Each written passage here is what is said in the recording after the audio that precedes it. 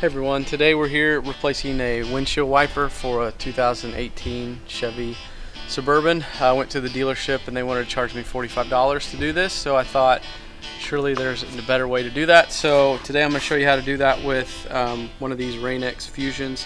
The particular length that the 2018 Suburban is 22 inches, but you can find your own, and I'll put the link to where I got this on Amazon in the description. Okay, so really easy. This is a really easy job.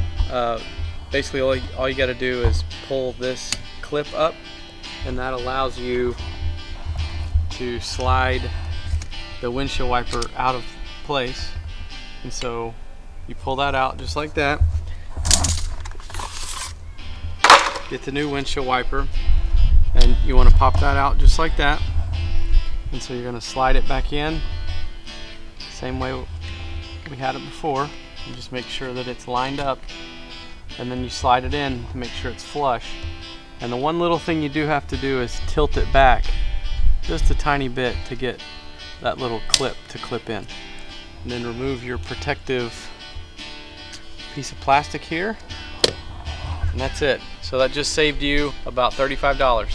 So anyway, hope you enjoyed it, and please don't forget to subscribe. Thanks.